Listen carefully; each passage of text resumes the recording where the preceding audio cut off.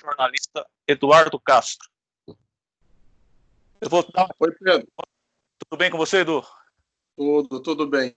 Obrigado por me ter aqui. Fico muito feliz. Eu que te agradeço. A felicidade é toda minha, o prazer é meu. Deixa eu só falar brevemente aqui um pouquinho sobre você para situar as pessoas que vão nos ver. Eduardo Castro, que nasceu em São Paulo, na capital, dia 17 de novembro. É formado em jornalismo pela FECASPER, de São Paulo.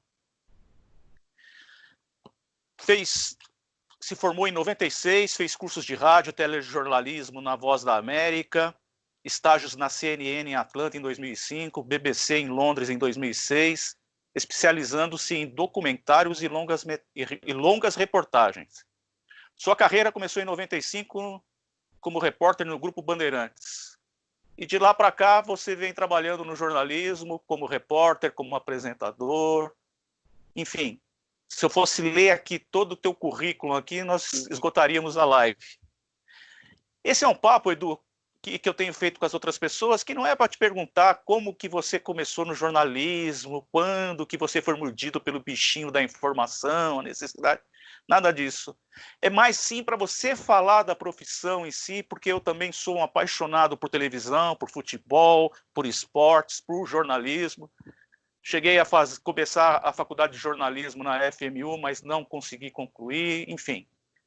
E eu tive um site lá atrás, em 1999, 2000, chamado webamigos.net, que é onde eu trouxe vários jornalistas que na época não tinham espaço na mídia, para colunas, e a gente fez um negócio bastante bacana, mas que também, infelizmente, por N razões, a gente não conseguiu manter. Mas esse meu interesse por televisão, por jornalismo, eu consegui alguns amigos nesta área que estão me proporcionando estar fazendo essas conversas.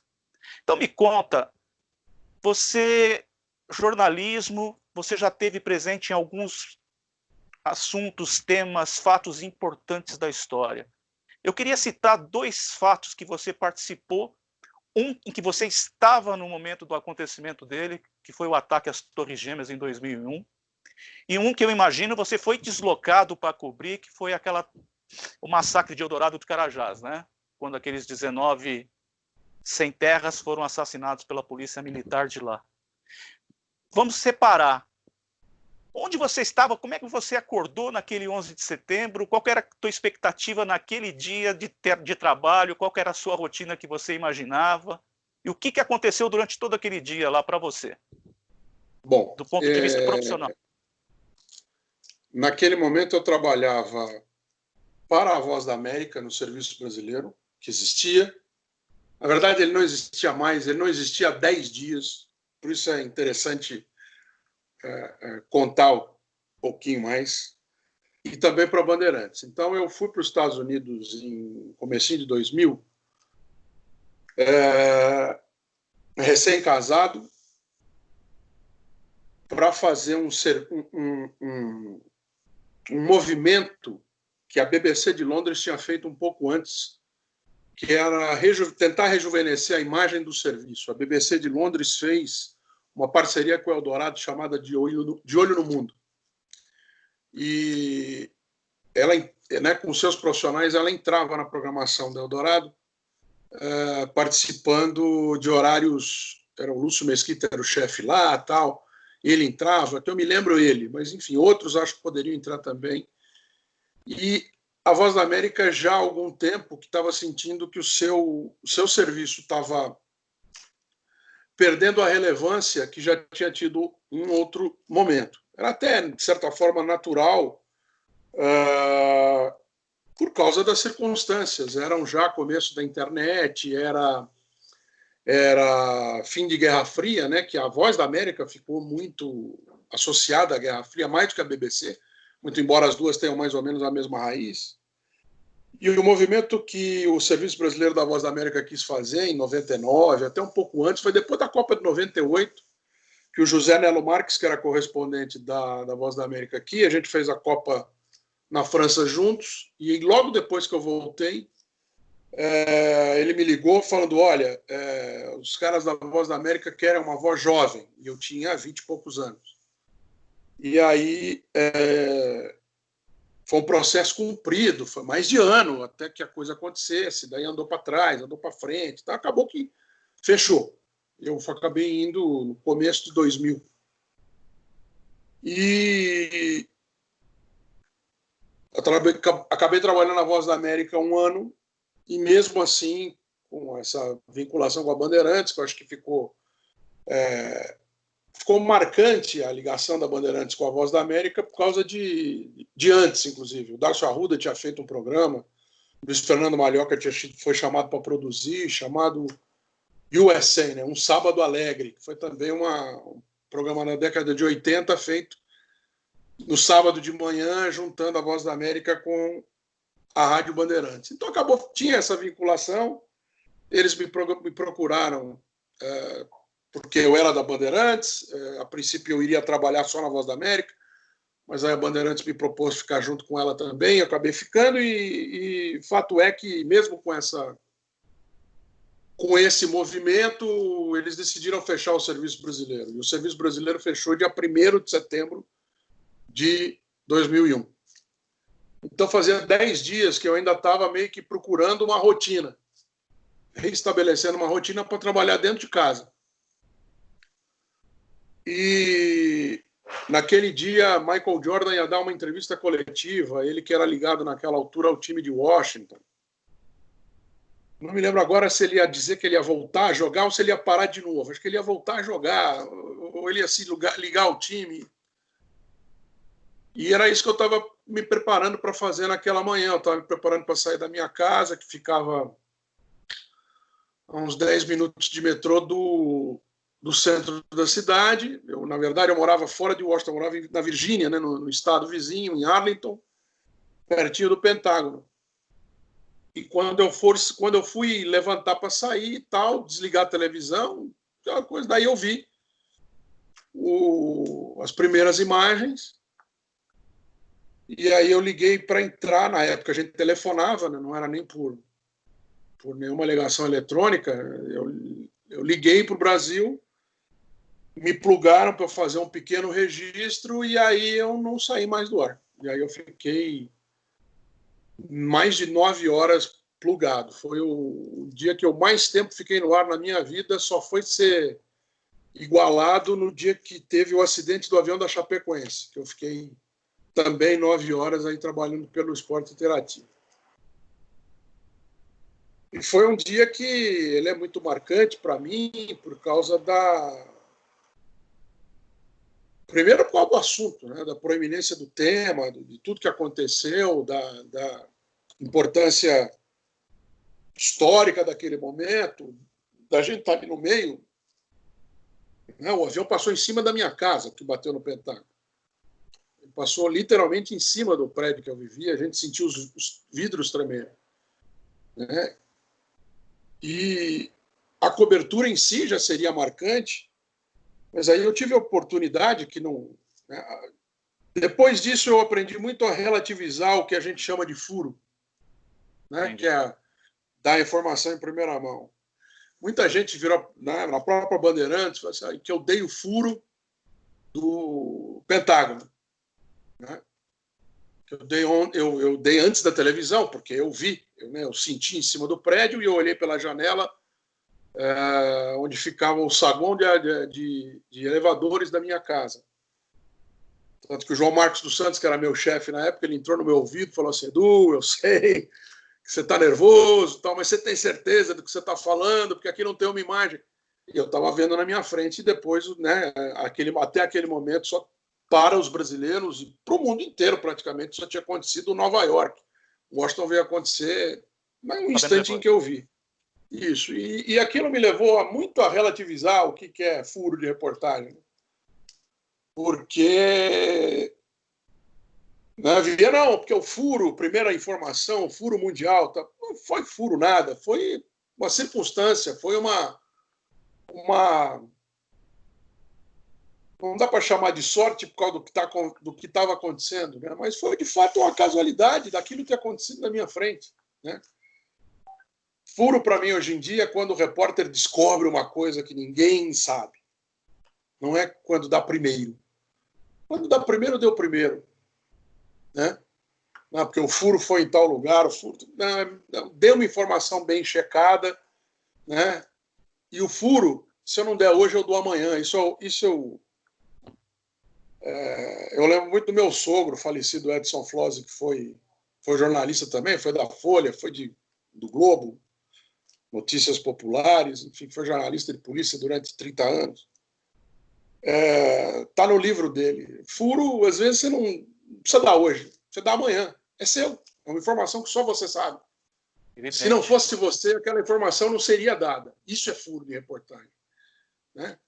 Então, se não fosse a sua apuração, e eu sou até um pouco mais chato com isso. Hoje em dia tem muito jornalismo de ou é a gravação ou é a degravação, né? E deu um furo. Não. Furo é alguma coisa que você deu primeiro, mas só você deu. Se não fosse a sua apuração, ninguém saberia daquilo. Isso é furo. Então eu não foi apurar quase no seu faro, né? Isso. Para mim, isso é que é furo de reportagem. Então, o fato de eu ter visto pela janela algo que o mundo inteiro, literalmente, ia ver 2, 3, 4, 5, 10 minutos depois, eu não considero... Aquilo não foi um trabalho de reportagem, não foi um trabalho do repórter, né? Aquilo foi uma casualidade. Mas foi uma casualidade que marcou a minha vida. Marcou pela dramaticidade do assunto, marcou a minha passagem pela Bandeirantes, né? Porque quando eu volto dos Estados Unidos, eu acho que eu volto com um outro estágio profissional, inclusive de reconhecimento, tanto que hoje, quase 20 anos depois, nós estamos falando disso ainda. Mas foi muito marcante, sem dúvida nenhuma. A chamada, inclusive, para essa nossa live, eu coloquei lá a chamada Trombando com a Notícia. Você considerou essa como uma trombada com a notícia? É isso? Foi. Trombando com a notícia... Desculpa te interromper, mas você novo como era, como é que você conseguiu lidar com aquele ao vivo? E ver tudo que você estava vendo, aquelas emoções, como é que você, ainda tão jovem, conseguiu, eu me lembro da transmissão, como é que você consegue se abster ao que está acontecendo e passar a informação como tem que ser passada? Como é que você consegue separar, porque o Eduardo Castro pessoa, o José Eduardo Castro, do Eduardo Castro, jornalista ali daquele momento? Eu acho que não tem uma chave que a gente vira. Eu acho que não é uma característica pessoal. Eu até...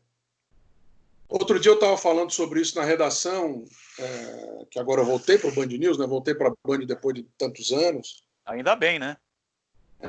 Eu estou muito satisfeito em voltar. Eu fiquei 13 anos na Bandeirantes e 12 anos fora. Então, voltar para a Bandeirantes agora está sendo, para mim, muito bom, né?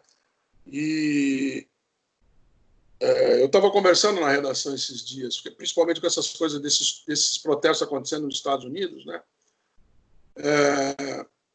Quando uma coisa dessa acontece, explode a violência, né? Você está ali cobrindo, explode a violência.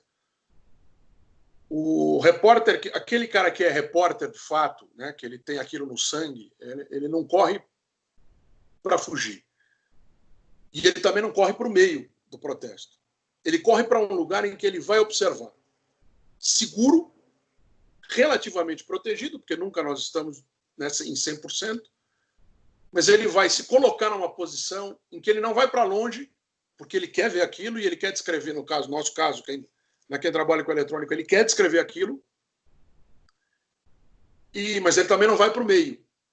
Porque se ele for para o meio, ele está se expondo, ele não está à vontade, no que é possível ficar, para contar com o mínimo de tranquilidade aquilo que está acontecendo. Então, eu acho que é treino também. Eu, apesar de ser jovem ali, eu tinha 24, eu casei com 24, então eu tinha quase 25 anos. Eu comecei com 17, então eu já tinha alguma experiência, né? Eu comecei a trabalhar antes de ser profissional, eu comecei em 92, foi a primeira vez que eu falei no rádio. Depois, em 93, eu comecei a trabalhar na Trianon, no meu primeiro ano de faculdade, daí eu era rádio escuta, né? E depois eu fui contratado e cheguei na Bandeirantes em 95. Então, quando eu chego na Radiona, né, na Rádio Bandeirantes, eu, muito embora fosse muito jovem, eu tinha 20 anos, 20 anos, eu já tinha alguma experiência em rádio em São Paulo, né? Então, eu acho que ali era quase 7 anos, 6, 8, que eu já tinha experiência, apesar de ser muito jovem, claro, não com aquilo, mas são etapas, são estágios. Você falou, em 1996 eu fui fazer Eldorado dos Carajás, foi a primeira vez que eu fui fazer um grande assunto nacional. E foram 5 anos quase antes, né? E eu tive a oportunidade de fazer parte das grandes coberturas da Bandeirantes desde 95 mesmo, desde o primeiro ano. Eu me lembro que teve a queda do avião da TAM, teve um acidente muito grave em Osasco, a explosão do Osasco Plaza Shopping, teve uma explosão, a queda de um telhado de uma igreja universal, que, se eu não me falha a memória, também foi em Osasco ou Guarulhos, que eu fui cobrir. Eldorado dos Carajás, que foi muito marcante. Eu fui, depois de 96, eu passei aí várias vezes a Brasília, primeiro cobrindo férias, depois eu acabei vivendo em Brasília há muitos anos, eu vivi, né, o meu CEP foi em Brasília durante 15 anos. Nesses 15, eu morei fora de lá também, eu morei na África, mas enfim, a minha base era lá. Fiquei muitos anos em Congresso Nacional, fiquei muitos anos fiz posse do presidente algumas vezes depois disso, né?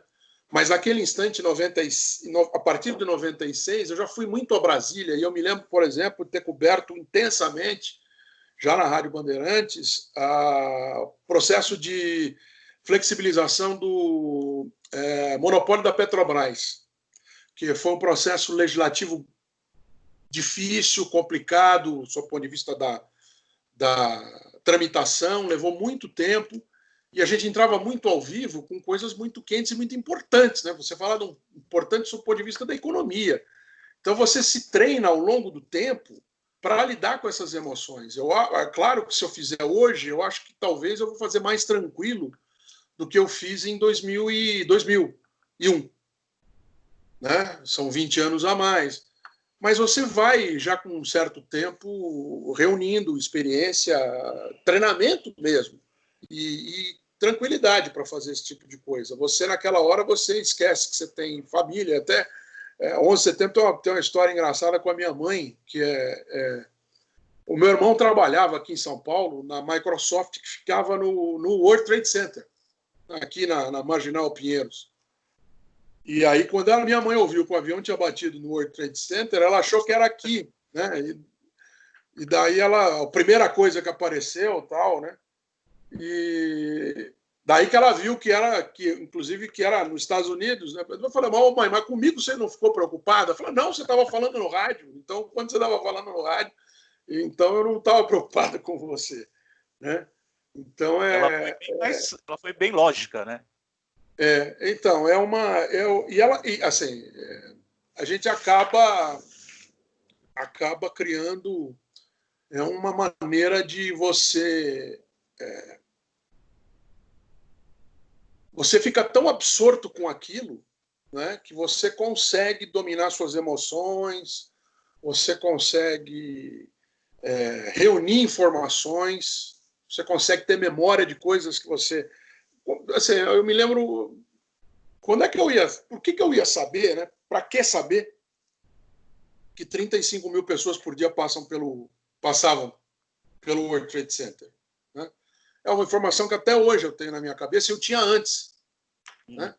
Eu não, obviamente que eu não guardei isso porque eu sabia que um dia eu ia, não, mas enfim, vem na sua memória, parece que ela reorganiza aquilo para você usar naquele momento.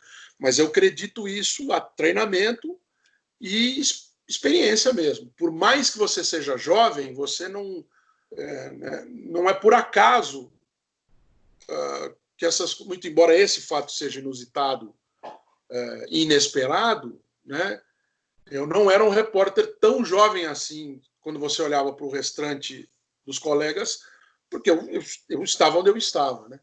Eu era correspondente internacional. Então eu tinha algumas habilidades já treinadas que me permitiam imaginar que aquilo seria possível. Um dia aconteceu um negócio, claro que não daquele tamanho, ninguém imagina, mas, né, se caísse na minha mão eu ia dar conta. E o esporte também, eu acho que ajuda muito nisso, né? Agora, falando e elaborando, o fato de ser repórter esportivo de rádio é você lidar com ao vivo o tempo absolutamente inteiro, né?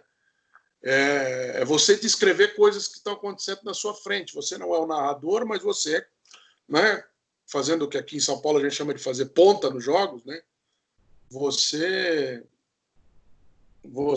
desenvolve essa sua capacidade, essa eloquência, essa capacidade de descrição, que ali, por exemplo, foi muito importante. Você falou do CEP Brasília, você esteve ali envolvido com o poder, né?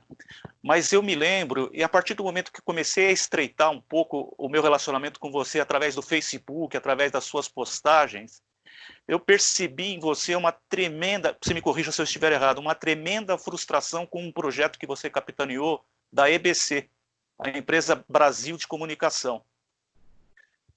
Você pode falar um pouco a respeito? Qual que era o grande propósito daquele projeto e qual foi a tua frustração em relação a ele? Ali eu acho que foi não dá para falar em ingenuidade, né, mas foi uma expectativa que eu criei em torno, não só eu, acho que muita gente que se envolveu naquele projeto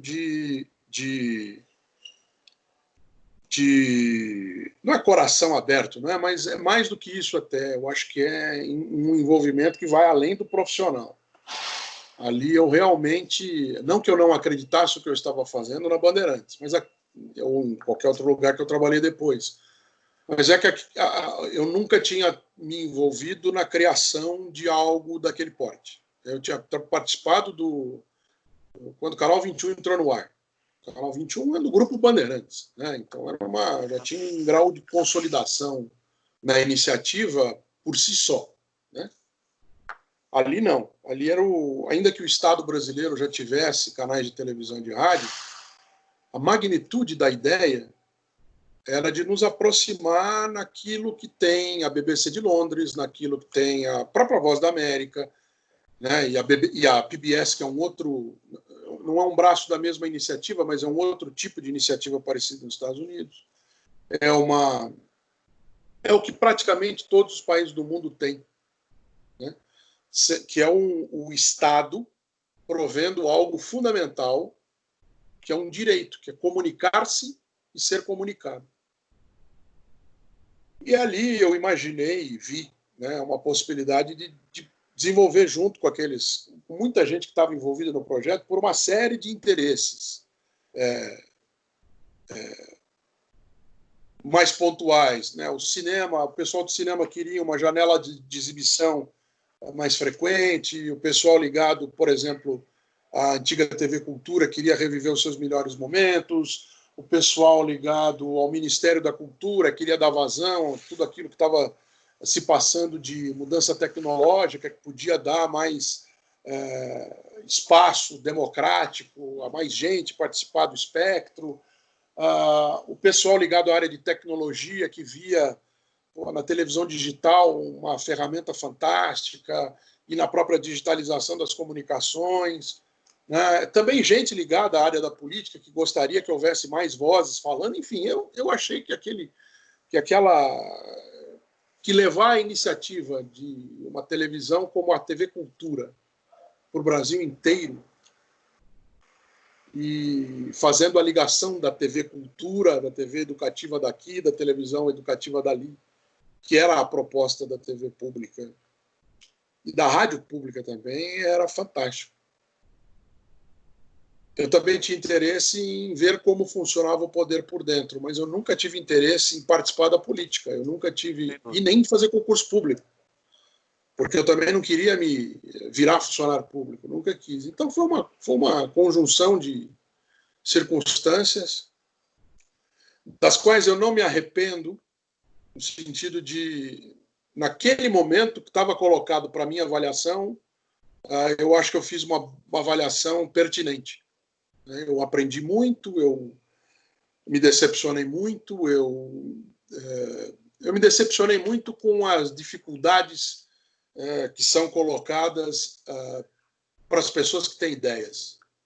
Eu me decepcionei muito com parte do funcionalismo público brasileiro. Eu também me alegrei muito com parte do funcionalismo público brasileiro, mas há uma parte desse funcionalismo público brasileiro que ele não quer servir, não quer ser servidor, quer ser sorvedor, né? E, então, mas eu aprendi muito também com algumas coisas que a gente repete, nós do jornalismo repetimos, né? Porque todo mundo que vai trabalhar no governo é para arrumar boquinha. Eu fui trabalhar no Estado, eu não fui trabalhar no governo.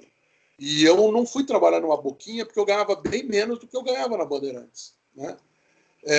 Agora, que tem gente que vai para arrumar uma boquinha, você não tem a dúvida que tem também. Agora, eu aprendi a respeitar as escolhas das pessoas, eu aprendi a entender as dificuldades pelas quais passam, eu aprendi que não existe herói na administração pública, eu aprendi que não existe gênio que faça as coisas sozinho, e eu também aprendi muito sobre as vicissitudes da sociedade brasileira, da descrença que ela tem no próprio Estado, de quanto que isso é ruim para ela não acreditar nas boas ações, muitas vezes impede que essas ações continuem acontecendo, porque ela não tem o apoio popular, as ações do Estado não têm o apoio popular que precisam. Eu aprendi também o quanto fez mal para a sociedade brasileira nos últimos anos, olhando retroativamente, já vão aqui algumas dezenas de anos, com a negação da política como forma de solução de problemas, né? Essa coisa de colocar todo mundo no mesmo saco, essa coisa de achar que toda pessoa que se envolve com uma ação ligada ao Estado é igual, que o objetivo de todo mundo é o mesmo e que a política não resolve os problemas, né? Que a política é um problema, né? Que a solução no Estado não passa pela política e passa pelas passa para o Estado funcionar, precisa de uma mão forte ou precisa de um cara que... Não, o que precisa é o país inteiro modificar a sua visão sobre aquilo, né? E o país inteiro daí é também entender que todo mundo tem interesses naquilo. Então não tem esse negócio de eu estou certo e está todo mundo errado. Não funciona porque é um bando de... Não tem um bando de... Muita gente ali tem interesses legítimos, que são diferentes dos teus, né? E eu estou falando, por exemplo, estados brasileiros que não permitem que aconteça uma reforma tributária, porque no dia que isso acontecer, eles vão quebrar. E como é que eu vou dizer que isso não é legítimo? Que legitimidade? Porque do meu ponto de vista, eu acho que é. Como é que eu vou dizer que eles estão errados? Eles vão dizer que o errado sou eu, né? Então, eu aprendi muito sobre essa visão mais completa do que é lidar com o Estado e de como o Estado lida conosco. E eu acho que eu aprendi muito sobre o Brasil também. Eu sou nascido e criado em São Paulo, eu passei 25 anos aqui, antes de ter a oportunidade, embora antes eu já tivesse viajado bastante pela Bandeirantes e tive a oportunidade de morar como estudante no exterior, antes de como jornalista, mas no Brasil eu conhecia muito pouco. E hoje em dia, graças a essa iniciativa, eu não só estive em vários estados, estar é detalhe, mas eu tive contato com as necessidades de muitos estados e o problema chegava na minha mão para eu ajudar a resolver, né? Por causa da função, principalmente de diretor-geral, primeiro de gerente executivo de jornalismo e depois como diretor-geral do EBC. Então, eu aprendi a importância que tem uma rádio em onda curta funcionando para Roraima, ou para Rondônia, ou o que é a fronteira seca do Brasil com a Colômbia e com o Peru, né? Qual que é a importância de ter um veículo de comunicação em português lá. Como eu tive que estudar muito, né, para me preparar para trabalhar na criação do EBC, eu me aprofundei demais sobre a história da Rádio Nacional. Eu fui diretor-geral, né, subindo e descendo no organograma da Rádio Nacional do Rio de Janeiro, né, que naquele momento não existia mais essa função, mas era diretor-geral de todos os veículos, e dentre eles a Rádio Nacional do Rio de Janeiro, né. Isso é mais do que uma honra, isso não tem nem como qualificar. Eu despachava na mesa em que Luiz Gonzaga assinou um contrato dele com o Vitor Costa, quando eu ia ao Rio de Janeiro. Então, assim, é uma grande honra e uma grande responsabilidade. Então, mas eu aprendi, eu tive que lidar, por exemplo, com um dos grandes, eu me lembro, assim, alguns problemas, que o arquivo da comunicação pública em Santa Catarina. Foi um problema que passou na minha mesa. Quantas e tantas vezes que eu fui para fóruns de comunicação no Nordeste, no Centro-Oeste, no Norte. Eu fui inúmeras vezes ao Norte, por causa da Rádio Nacional da Amazônia, por causa da rede pública de rádio, por causa da rede de televisão. Enfim, então eu tive chance de entrar em contato com o Brasil e deixar de ser paulistocêntrico é muito importante para o jornalista brasileiro. Paulistocêntrico, cariococêntrico, brasiliocêntrico, né? É muito importante porque o Brasil é muito grande e muito vasto, né? Na Amazônia legal há 17 milhões de habitantes. Só o estado do Pará é do tamanho da Alemanha, né? Então a gente não tem noção,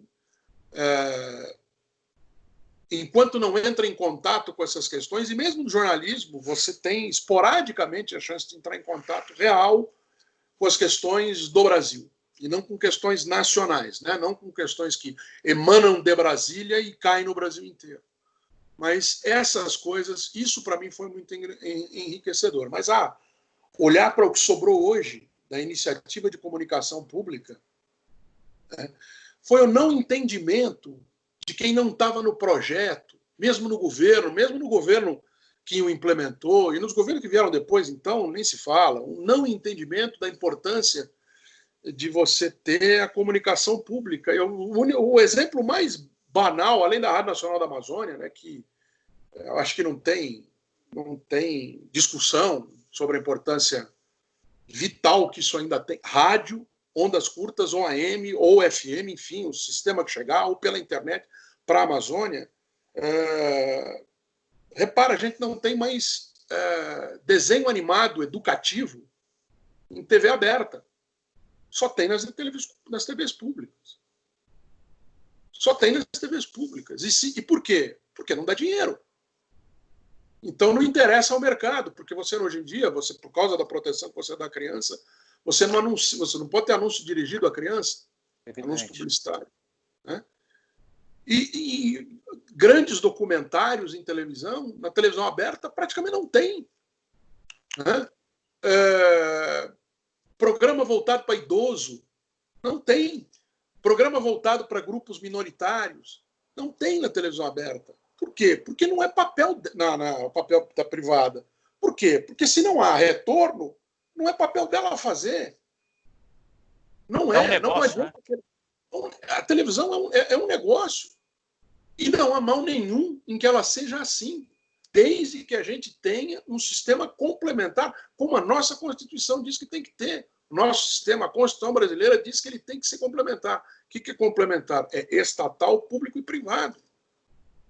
São coisas, inclusive o estatal e o público, são diferentes. Porque um é para a gente saber o que acontece dentro do Poder Judiciário, dentro do Poder Executivo, dentro do Poder Legislativo, e o outro para que as pessoas se comuniquem entre si. Então, a minha é uma grande frustração eu ter passado tanto tempo lutando por isso, e isso não ser entendido como prioritário, ou pelo menos importante por grande parte da sociedade brasileira. Né?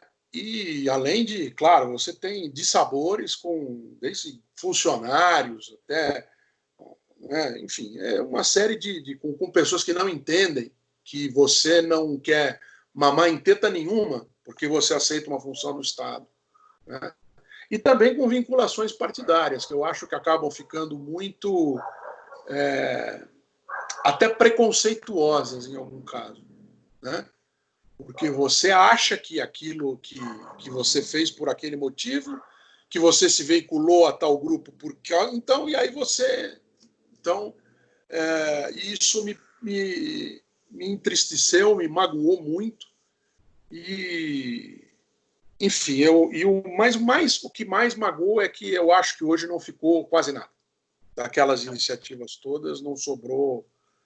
A empresa está lá, mas o pensamento por trás dela não existe mais, não por trás da empresa em si, mas o raciocínio, né, do que é a comunicação pública, de que isso é um sistema, de que ele precisa envolver o Brasil inteiro, então ela precisa, independentemente do Estado ser governado por A ou por B, a emissora do Estado, né, a emissora educativa do Estado, deveria estar em rede com as demais, mas isso foi conseguido em determinado momento, até com emissoras que eram de partidos que não eram partido do governo federal, porque havia pessoas envolvidas nos projetos em praticamente todo o Brasil naquele momento, que conseguiam convencer os governantes locais de que, olha, não é o que você está pensando.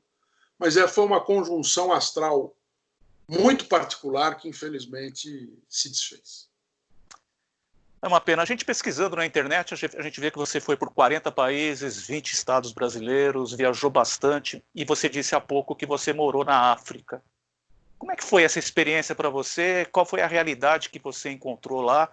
Eu sei que você teve esse período que você morou, depois você voltou para a cobertura da Copa do Mundo de 2018.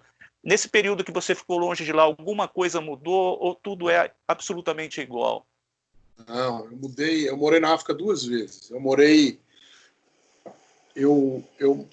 Primeira vez que eu fui à África foi em 2010. E a África surge justamente por causa da TV pública, que ela quer, uma das coisas que surge com ela é que o Brasil não tinha cobertura de África. Mais de 50% dos brasileiros têm ascendência africana. Muitos desses brasileiros não sabem sequer de onde vieram, porque vieram traficados para o Brasil. E as linhas históricas com o passado dessas pessoas se perdeu neste momento. Eu sei exatamente em que momento a minha avó italiana chegou ao Brasil, em que navio que ela veio, o nome que ela tinha, onde ela foi morar, e a mãe dela, e assim por diante. Os negros brasileiros não têm sequer esta chance. Nem esse direito eles têm. Por quê? Porque foram traficados como animais e foram perdidas essas rotas, não a rota do tráfico, mas as rotas familiares. De onde veio o pai daquela pessoa, ou o avô, né? Ou o bisavô, ou o trisavô, ou a trisavó. Ele não vai saber, porque não há registro, porque não há histórico, porque eles destruíam as famílias, inclusive. Né? O pai e a mãe eram separados na venda, e essas pessoas foram vendidas. Então, o Brasil tem uma relação muito... A relação do Brasil com a África, historicamente, ela é idílica, ou ela não tem muita conexão com a África atual, real. Ela tem as pessoas que falam de África no Brasil buscam localizar ou entender a sua ancestralidade, né? São os negros brasileiros que buscam entender a sua cultura, a matriz do pensamento dos seus pais, dos seus avós, matrizes religiosas, né? Enfim, vem encontrar a sua raiz e não a realidade africana deste momento. E em 2008 isso era ainda menor. 10 anos atrás, 12 anos atrás, a relação, inclusive, que chegava espontaneamente por internet e agência de notícia era muito menos. Então, foi uma das primeiras coisas que se fez na TV Brasil, foi colocar um correspondente na África. E por uma série de circunstâncias práticas, foi um colega de Brasília chamado Carlos Alberto Júnior, e ele foi morar em Angola. A esposa dele era diplomata, e isso facilitava muito a questão inclusive, financeira, né? Porque a Angola, naquele momento, Luanda era a segunda cidade mais cara do mundo. Mas sempre foi a, entre aspas, porta da África para o Brasil por causa da proximidade da língua portuguesa. E uma proximidade muito maior deles conosco do que nós com eles. Passaram 2 anos, o Carlos Alberto Júnior foi sair de Angola. Eu não me lembro se foi por causa da esposa dele, por ele, enfim, mas um período. E aí a TV Brasil foi buscar alguém para ficar no lugar dele. E para você ter uma contratação sem concurso público, porque não tinha como você levar uma equipe inteira de funcionários da EBC para lá naquele momento, né? E você teria que ter dinheiro para contratar renda de cinegrafista. Uma das formas que você tem de contratar sem o processo do concurso público é a pessoa tem que ser singular, né? Como um músico. Eu não contrato um cantor de música romântica, eu contrato o Roberto Carlos. Por quê? Porque ele é o Roberto Carlos, é uma singularidade. Da mesma forma, você pode contratar um correspondente por singularidade. Só que você tem que contratar alguém que já tem experiência, alguém que comprove essa singularidade, né? E até por causa das minhas experiências anteriores,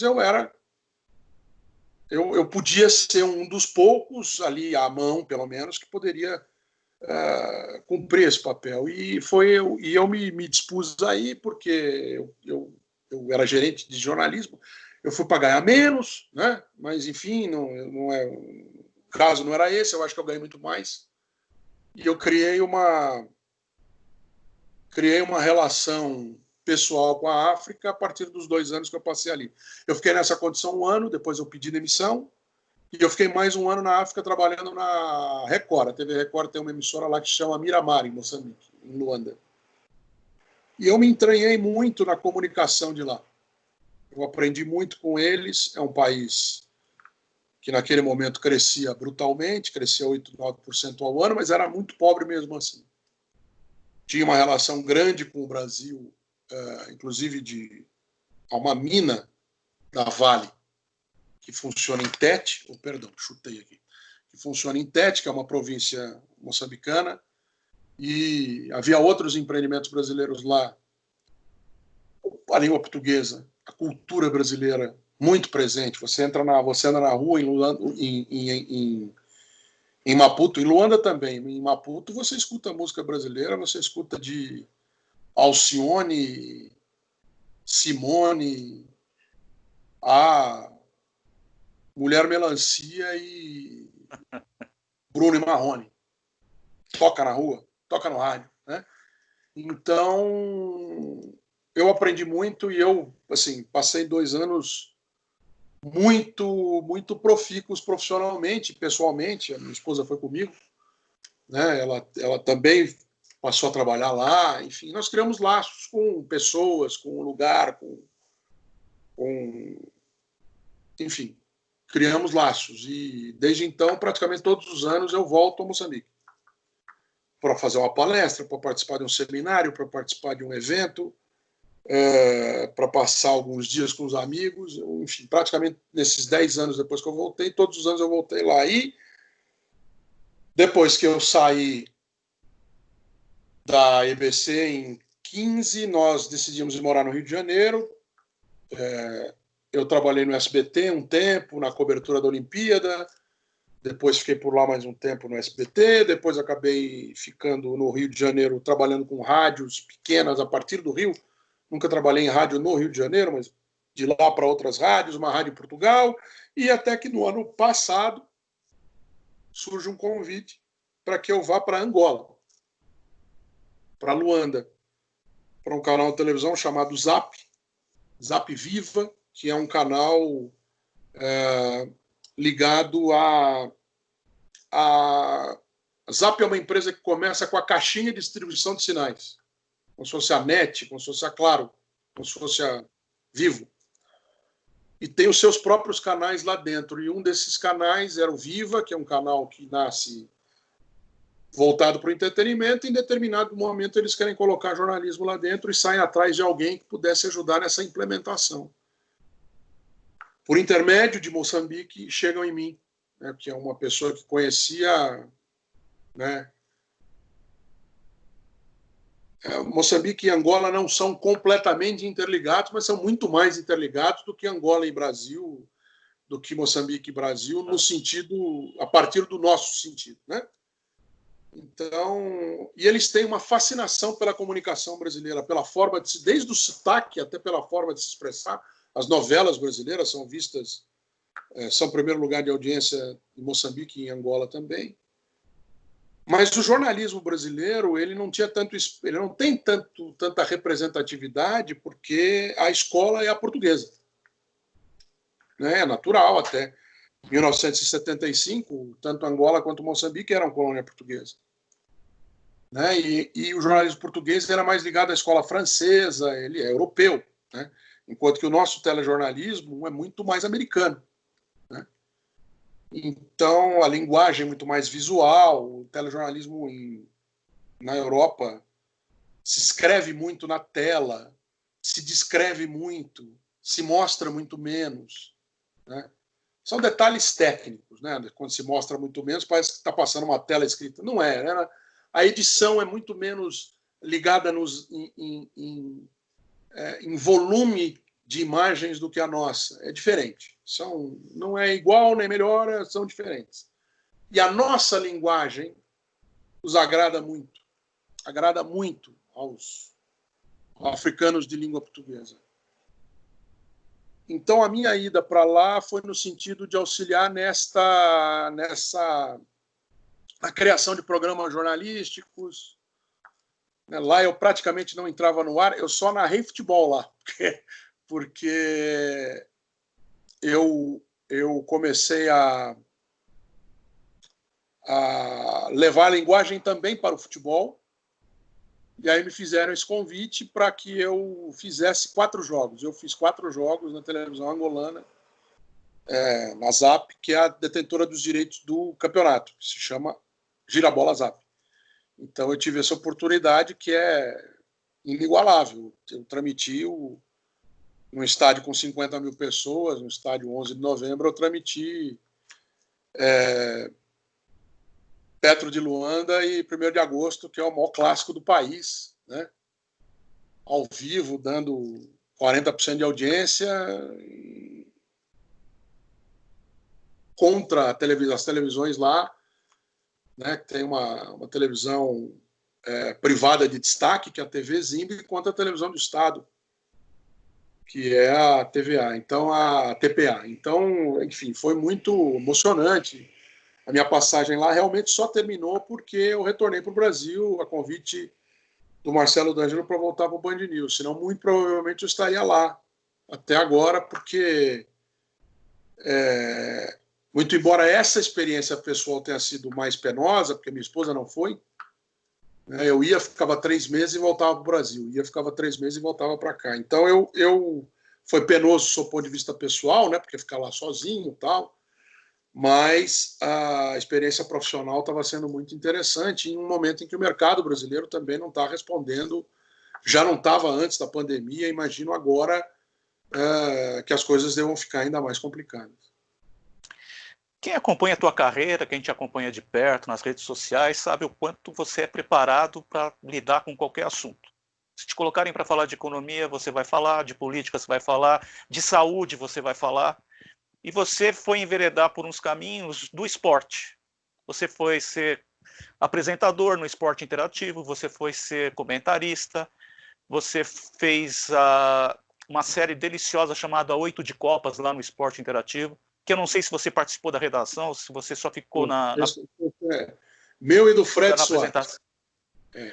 E eu queria produção não é minha, mas o texto eu queria destacar um episódio lá, até para entrar naquilo que eu estou querendo te perguntar. A Copa de 78. Vocês fizeram um programa, do ponto de vista técnico, informativo, na minha opinião, e eu imagino de muita gente que se preocupa em ver um programa desse, não só com o olho da expectativa do futebol, vocês fizeram um programa primoroso na relação futebol-política.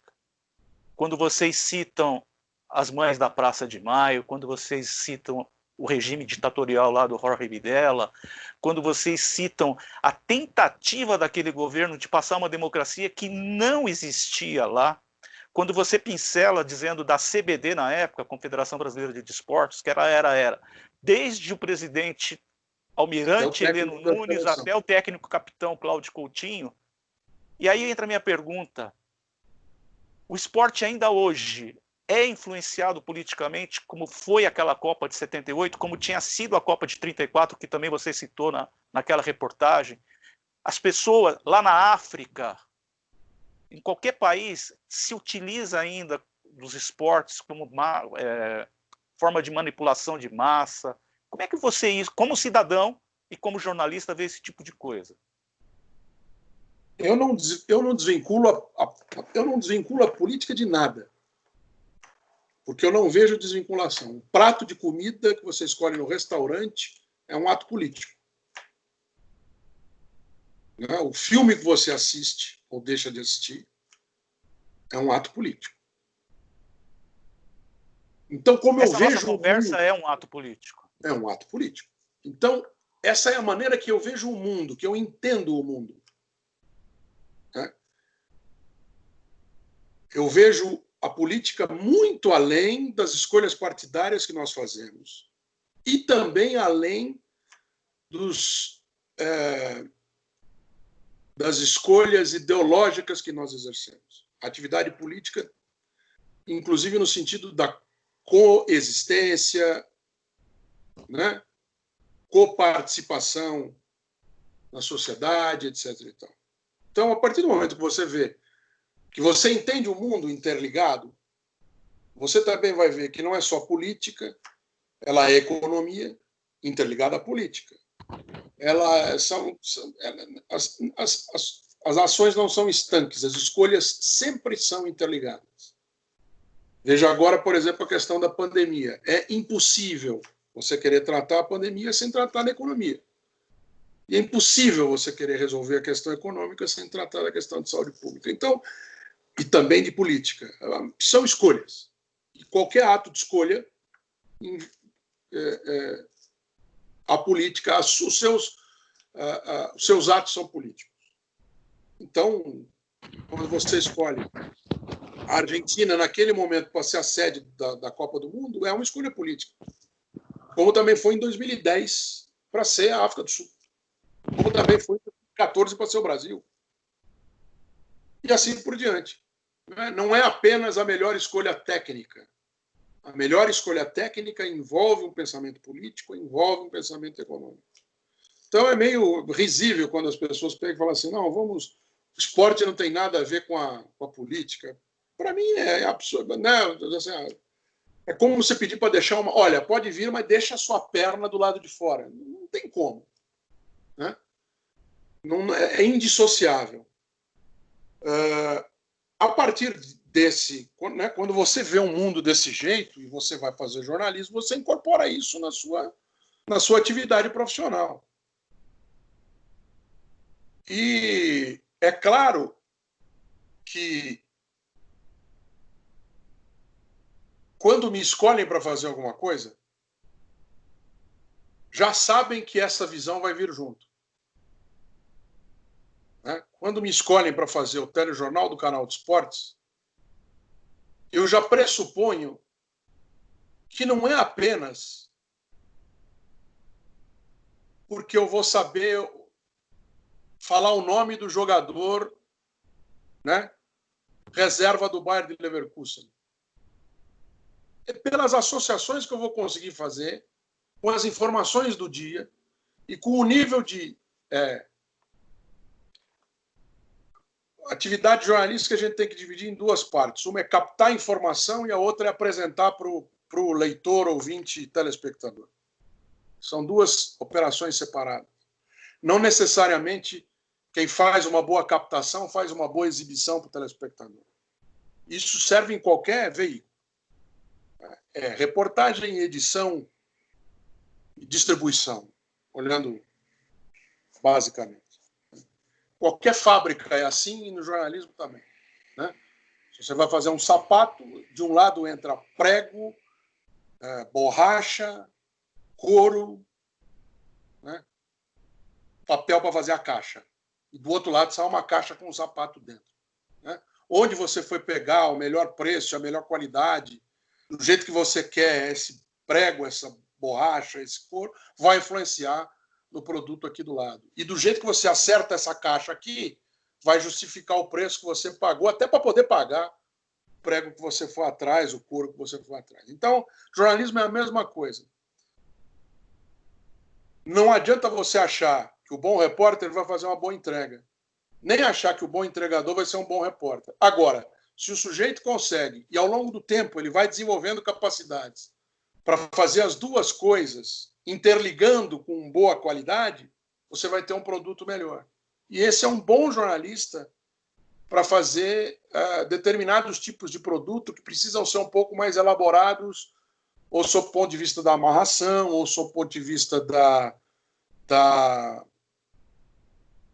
dificuldade mesmo de amarrar os temas e tal. Isso se constrói com o tempo. Eu acho que não tem... Há bons jornalistas jovens, mas não há bons jornalistas inexperientes.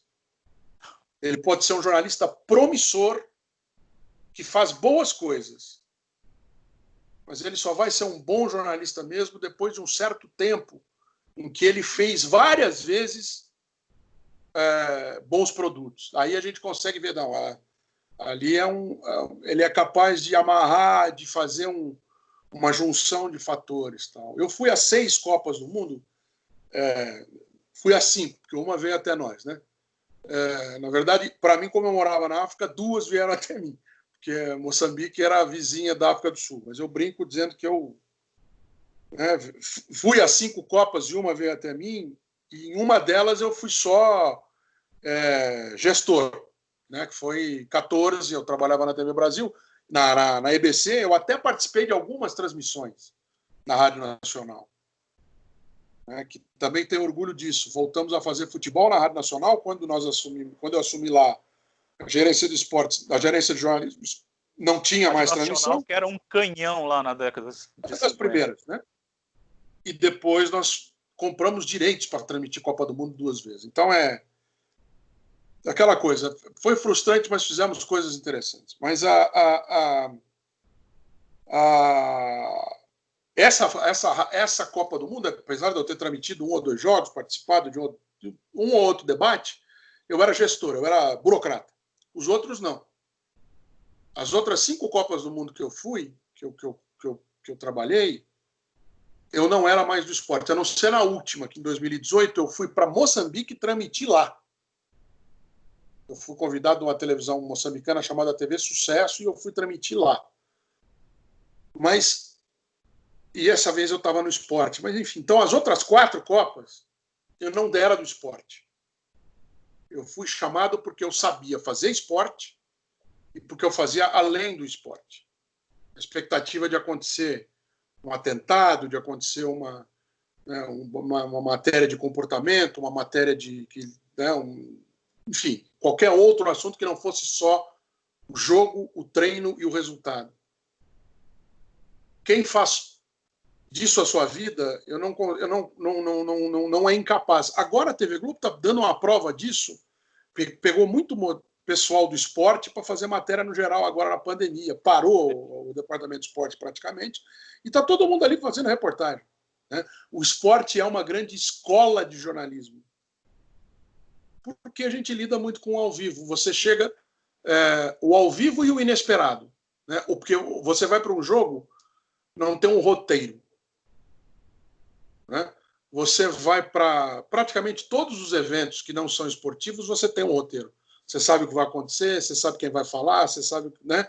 Às vezes até a própria política é um roteiro, talvez ele se decida um pouquinho antes, mas já tem um ensaio, pelo menos, uma expectativa de... Às vezes sai do roteiro, mas tem uma expectativa. O jornalismo não, o futebol não, o esporte não. O esporte você vê o resultado se criar na tua frente. Então, eu acho que eu fui chamado, eu tenho convicção de que eu fui chamado para todos esses eventos esportivos sem ser mais do esporte por causa dessa capacidade de reunir essas informações para além, podendo olhar um pouquinho além do talvez o mais visível naquele momento. Você vai para o estádio de futebol, ver quem ganhou e quem perdeu, quem jogou melhor. Mas eu acho que, respondendo objetivamente a sua pergunta, a política está aí em qualquer ação que você faz, em qualquer escolha que você faz, inclusive na escolha de escrever um texto e na hora que você observa um fato. E ao observar um fato, na hora que eu vejo por que tal país foi sede da Copa do Mundo, eu vejo motivos políticos. Eu não acredito em interferência em resultado, né? Time A ganhou de time B por causa da política. Isso eu acho que não existe. Isso eu acho que não existe. Quem interfere em resultado é a economia. E não porque time A comprou o time B. Mas porque time A é muito mais forte do que o time B, porque ele tem mais dinheiro. E isso serve, inclusive, para seleções. Mas seleção você não contrata jogador, não, mas você contrata uma série de outras coisas. Você contrata desde o hotel melhor, até o centro de treinamento melhor, até esses jogadores são melhores, porque são melhores pagos pelos clubes e treinam em melhores campeonatos. São melhores então, condicionados. Eu acho que a economia interfere muito mais em resultado de jogo do que a política. Agora, a política interfere no esporte para uma série de fatores. Legal. A gente vê aí que você é super competente como jornalista, como apresentador, está na sua praia. Mas você dá uma saidinha da sua praia e vai participar de uma banda. Você vai cantar, você sobe a um palco para fazer o papel de cantor, de crooner. O que é isso? Como é que você se descobriu cantor? Eu comecei a cantar na faculdade. Eu tenho um grande amigo, eu brinco com ele que é o meu amigo há mais tempo, porque ele foi meu colega de maternal, que é o Paulo Fuso, ele chama. E o apelido dele é Tatá. E nós fizemos maternal juntos. 3 anos, né? 4 anos. E depois nós estudamos juntos praticamente a vida inteira, até a faculdade. Entramos na faculdade juntos, na faculdade de Direito. Nós fizemos, nenhum dos dois completou, mas nós fizemos Direito na PUC. Acho que ele fez Direito também, mas era na PUC ao mesmo tempo que eu. Ou seja, nós nos acompanhamos a vida inteira. E ele é ligado à família de músicos. O pai dele era muito ligado nisso também. E já na faculdade ele sempre tocou, enveredou por aí, tocava em bares e me chamou para cantar. Porque eu sempre gostei, desde essa idade de muito jovem, depois que um amigo meu chamado Daniel Kulaif me apresentou a Elvis Presley, que eu também meus pais não tinham especial predileção, então tudo que eu conhecia era aquele gordo com aquelas roupas estranhas, né? Ou os filmes da Sessão da Tarde. Depois que eu fui me aprofundar e comecei a gostar disso, você vai ver que é uma obra... que é um momento... Enfim, por causa de tudo isso que a gente falou até agora, né, injunções políticas, econômicas, sociais, pós-guerra, influência, né, direitos civis dos Estados Unidos, final da década de 50, enfim, um caldeirão de coisas. Surge o rock and roll, e ele é uma figura desse rock and roll, o branco, né, de olho azul, nesse rock and roll, que consegue furar, junto como Ray Charles furou para um lado, ele furou para o outro, a barreira de cor, tal. Enfim, eu me apaixonei pela história do cara, o cara que morre gordo aos 42 anos eu também tenho uma coisa com ídolos, né? Como é que Sinatra, eu sou muito fã de Sinatra, como é que eles conseguem se comunicar com as pessoas? Né? De onde vem essa... Por que José e não João? Né? Por que Frank Sinatra e não Johnny Ray? Que meu pai também adorava. Não tem nada a ver de canto, mas né? Outro tipo, não. Por que Elvis e não Johnny Ray? Né? Porque é mais perto, assim. E aí você cai para dentro da história do sul dos Estados Unidos. Meu irmão viveu no Alabama, eu vivi quando fui estudante em outro lado, mas enfim, daí você começa a conectar coisas e vai se juntando. E o tempo vai passando e eu parei de cantar na escola, na universidade, paro de cantar. mas continuo trabalhando com a voz, porque eu comecei a trabalhar no rádio, né? E aí eu começo a fazer fono. E depois de muitos anos fazendo fono, que é uma maneira de você preservar o seu instrumento de trabalho, né? Que é a voz, eu comecei a ficar cansado de fazer a fonoaudiologia, mas eu sabia que eu tinha que continuar treinando. E até que alguém, eu não me lembro quem, faz aula de canto. E aí eu juntei, eu já estava morando em Brasília, já, e juntei as duas coisas, né? E aí aparece, também circunstancialmente, um grupo de pessoas na EBC, já em Brasília, que tinham tocado já senhores de alguma idade, ou moças de alguma idade já, que já tinham passado daquela fase de quero ser músico, mas tinham tido isso no passado. E aí nós nos juntamos e começamos a divertidamente ensaiar e cantar, enfim, é um negócio que já dura quase 10 anos de novo, porque daí depois eu saí de lá, no Rio eu também criei banda, e aqui em São Paulo, fatalmente, eu vou voltar a fazer alguma coisa, porque é um exercício que eu gosto de fazer. Eu aprendi a utilizar a garganta como instrumento, né? Primeiro como instrumento de trabalho, depois como instrumento musical. E é muito prazeroso você transmitir a emoção às pessoas de uma forma diferente que eu estou acostumado, né?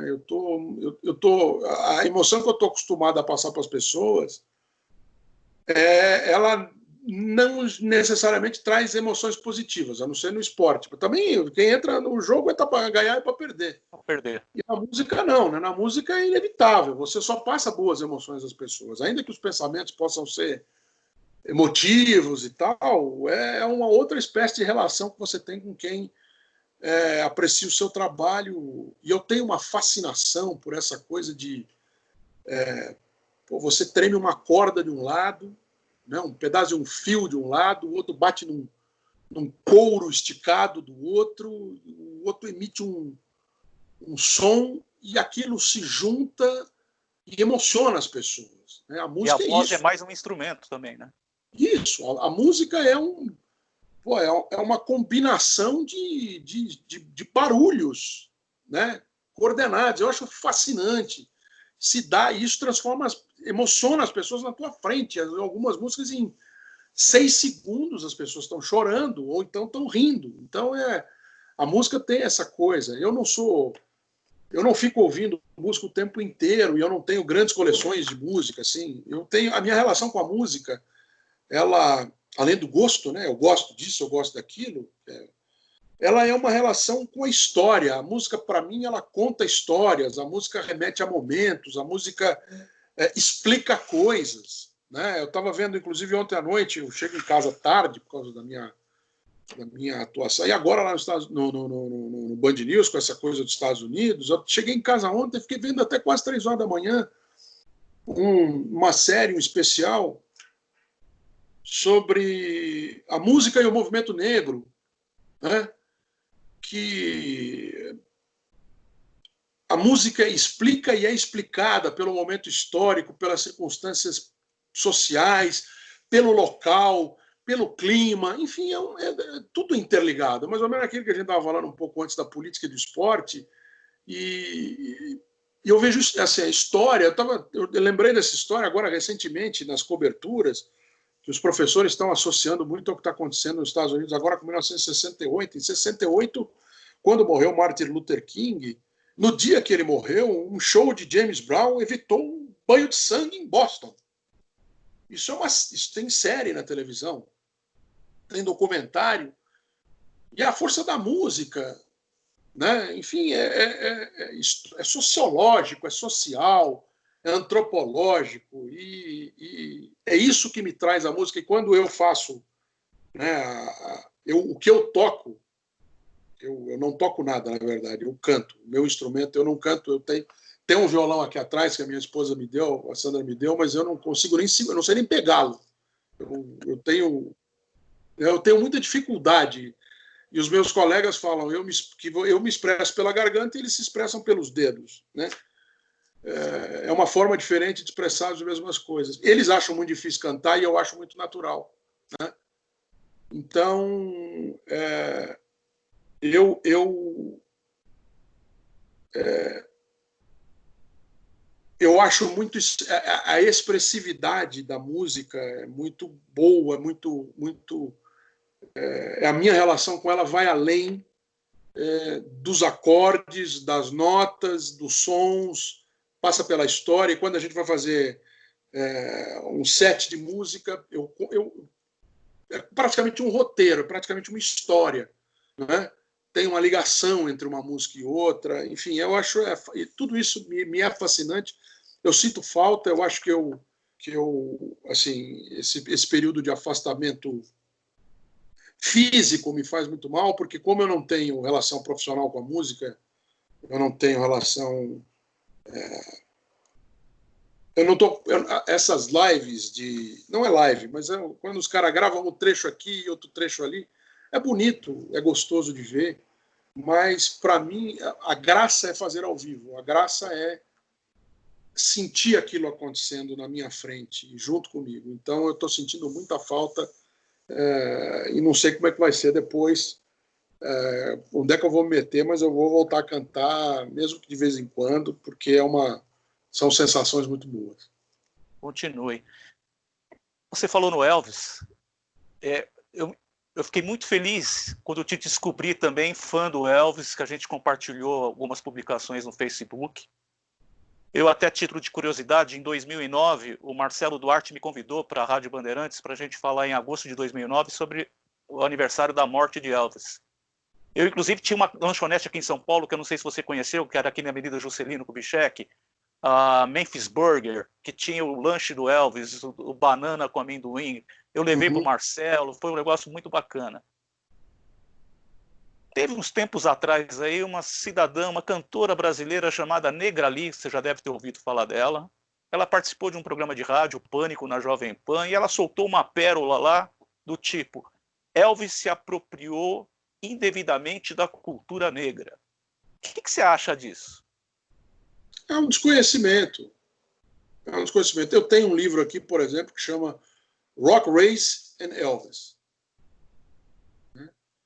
Essa questão da apropriação cultural eu acho uma história muito complexa, porque eu sou branco, sou neto de italianos, sou filho de brasileiros brancos, eu não tenho ascendência africana. Agora, eu vivi na África 3 anos e eu incorporei traços culturais, atitudes, conhecimento, coisas. Eu me apropriei de alguma coisa? Não, faz parte da minha cultura, né? E quando você fala que Elvis se apropriou de alguma coisa, é um desconhecimento da história dele, da história da música e de depoimentos. Little Richard deu depoimento nesse sentido, James Brown deu depoimento nesse sentido. É claro que tem ali uma coisa que é o racismo daquele tempo, que era muito mais exacerbado em termos de ódio do que é hoje, que não permitiu que um negro fizesse o sucesso que Elvis fez por ser negro. Muito provavelmente havia, se a gente pegar, você vai achar 4 ou 5 de Chuck Berry, Little Richard, Roy Orbison era branco, agora esqueci que ele era fã, Roy Hamilton, de quem ele era muito fã, que era negro, que poderiam ter ocupado o espaço de ídolo que ele ocupou, e que ele só ocupou porque era branco de olhos azuis. Mas ele consegue fazer esse romper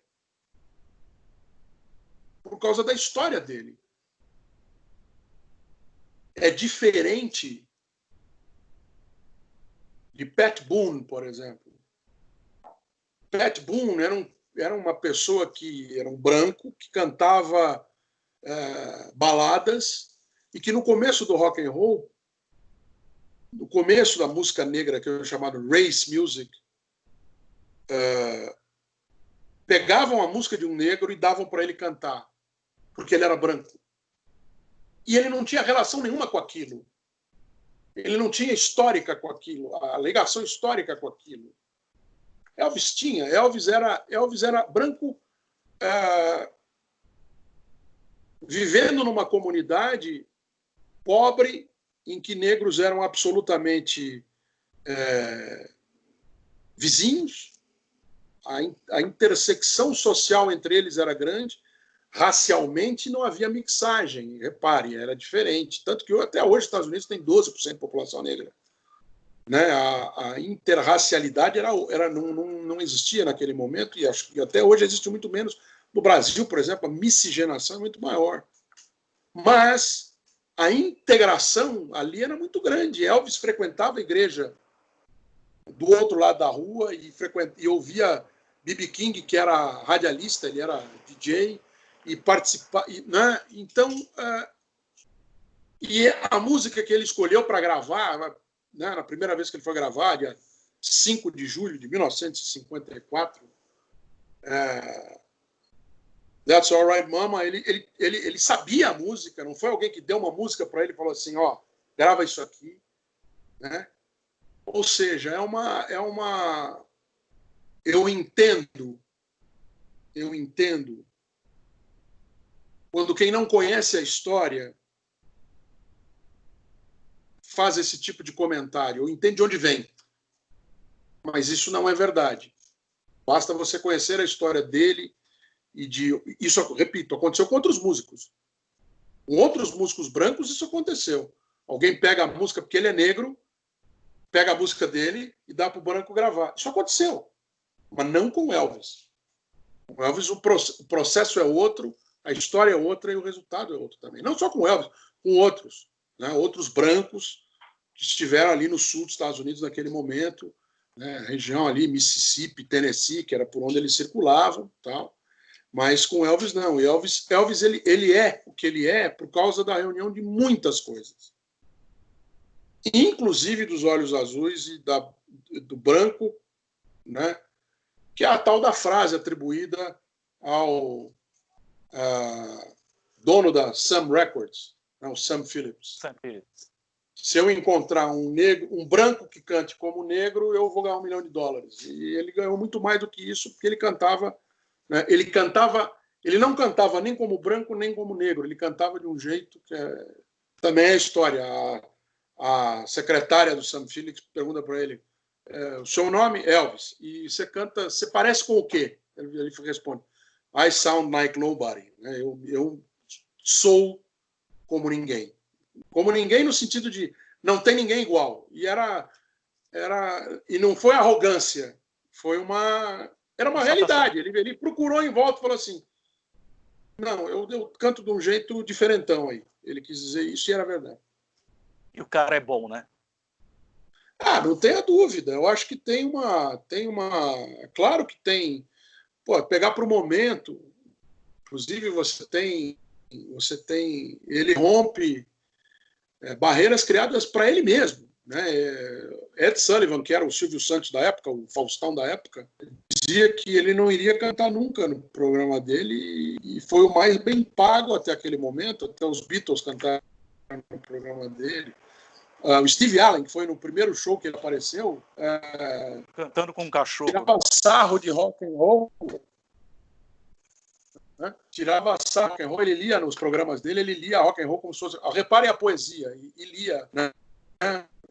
Babuluma, bulabubá, e assim, ele tirava sarro do rock, e depois ele levou o Elvis vestido de smoking, para mostrar que o Elvis tinha mudado e tal. Então para cantar com um cachorro, né? Isso, para cantar com um cachorro, que é o hound dog, né? Que é o cachorro vadio. Então ele rompeu barreiras, ele rompeu barreiras criadas pelo seu próprio estilo. Ele era muito instintivo. Né? Ele era um caminhoneiro, ele era um jovem cuja instrução era de elétrica, né? E as vicissitudes da vida, de ser ter sido tão pobre que o pai tinha sido preso por passar cheque sem fundo e de ter na sua história um irmão o irmão gêmeo dele que foi enterrado numa lata no fundo do quintal porque eles não tinham dinheiro para pagar o enterro. Então, eu acho que é uma vida tão singular.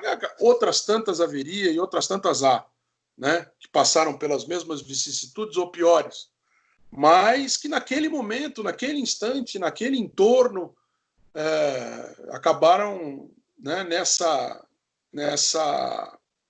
também naquela cidade, porque Memphis tinha toda uma história da música. O primeiro rock and roll foi gravado no estúdio em que ele, o primeiro, né, que hoje em dia se intitula o primeiro rock and roll, foi gravado no meu estúdio, que era desse tamanhinho, né? Não era na RCA de Nova York, nem de Nashville, né? Então é uma série de coisas que faz com que seja ele e não qualquer outro, e é uma singularidade que não se repetiria com outra pessoa. Naquele momento, com o negro, infelizmente, não se repetiria. Infelizmente, o negro não teria as mesmas oportunidades que ele teve, como provavelmente não tiveram. Bacana.